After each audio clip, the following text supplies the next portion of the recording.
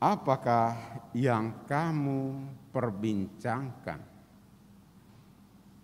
Ibu bapak saudara-saudari yang dikasihi oleh Tuhan, berapa tahun akhir ini kalau kita lihat di media sosial, banyak berita-berita yang bisa kita baca. Ada yang benar, ada yang hoax. Tergantung daya kritis kita untuk melihatnya. Kalau kita tidak kritis, maka kita akan dibohongi oleh berita-berita yang bohong itu. Nah, hari ini penulis kitab Putra Sirak dan juga Yesus Kristus dalam Injil mengingatkan kita untuk senantiasa membicarakan hal-hal yang baik dan benar dalam hidup bermasyarakat. Komunikasi antar kita itu sangat penting, sehingga lawan bicara kita tahu apa maksud kita, juga tahu apa yang ada dalam hati kita. Mungkin kita pernah membaca dalam kisah para rasul pada bacaan-bacaan masa Paskah itu. Ketika Filipus melihat seorang Ethiopia sedang membaca kitab Nabi Yesaya. Lalu Filipus bertanya kepada orang Ethiopia itu, apakah Tuhan mengerti apa yang Tuhan baca? Orang Ethiopia itu menjawab, bagaimana saya tahu kalau tidak ada yang memberitahunya?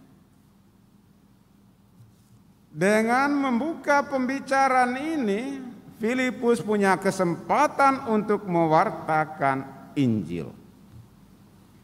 Demikian juga dalam bacaan hari ini.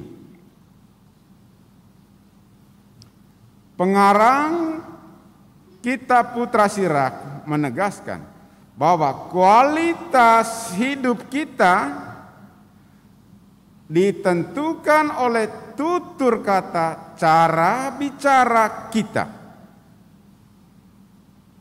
Maka berbicaralah yang baik dan benar, maka orang yang mendengar dan melihatnya akan bisa menilai siapa diri kita. Bapak, Ibu, saudara-saudari, tentu kualitas ini sangat ditentukan juga oleh kemampuan-kemampuan yang ada dalam diri kita. Bukan hanya orang yang terpelajar saja yang bisa berbicara secara kualitas, tetapi orang yang tidak sekolah pun, orang tua kita pun sangat terkenal dengan kebijaksanaannya karena relasinya dengan orang lain, karena relasinya dengan Tuhan, karena relasinya dengan dirinya sendiri. Nah, Bapak, Ibu, saudara-saudari, Yesus dalam bahasa yang sangat sederhana, saya mengambil kutip salah satu kalimatnya saja dari bacaan Injil. Pohon yang baik akan dikenal dari buahnya. Kita akan dikenal bahwa sebagai pengikut Kristus, orang akan kenal tanpa kita harus memperkenalkan diri saya ke orang Katolik, saya pengikut Kristus. Kalau kita sungguh mengikuti apa yang diajarkan oleh Kristus. Inti ajaran Kristus adalah cinta kasih. Dan cinta kasih itu harus kita praktikkan dalam hidup bersama. Saling mengasihi, saling melayani, saling mengampuni dan memaafkan satu dengan yang lain. Memang yang terakhir ini agak berat. Seperti bacaan yang lalu, minggu lalu. Mengampuni orang yang berkali-kali menyakiti kita tidak selalu gampang. Ada kecenderungan ke dalam diri kita ketika kita disakiti oleh orang lain, ada kecenderungan kita untuk membicarakan kelemahan orang yang menyakiti kita itu kepada orang lain. Maka Rasul Yakobus dan juga Rasul Petrus dan Paulus mengatakan, janganlah membalas kejahatan dengan kejahatan, tapi balaslah kejahatan dengan kebaikan.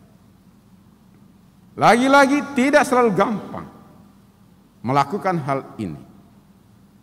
Maka para rasul mengatakan dalam doa mereka yang singkat, Tuhan tambahkanlah iman kami.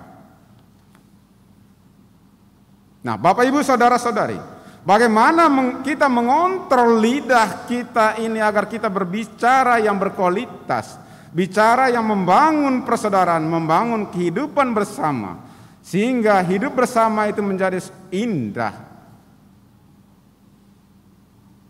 Maka peran akal budi hati nurani yang disertai kerendahan hati sangat penting. Dan dasar dari ini akan bisa kita juga mengendalikan akal budi kita, hati nurani kita, jika kita punya iman yang mendalam akan Allah yang penuh belas kasih kepada kita, kendati kita tidak setia.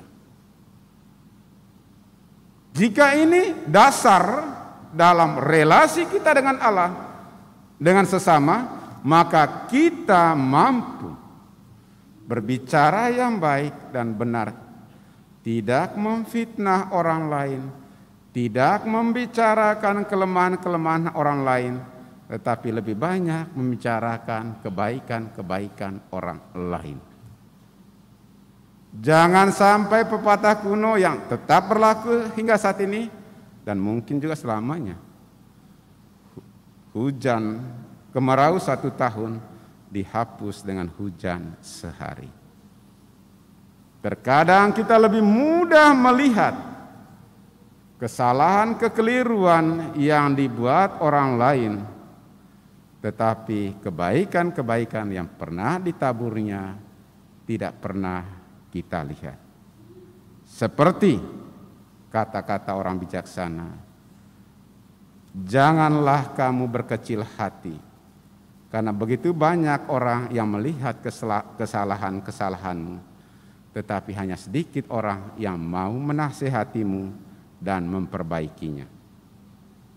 Tetaplah percaya kepada Allah, andalkan Allah dalam hidupmu, maka kamu menjadi sesama yang baik bagi semua orang. Tuhan memberkati kita. Amin.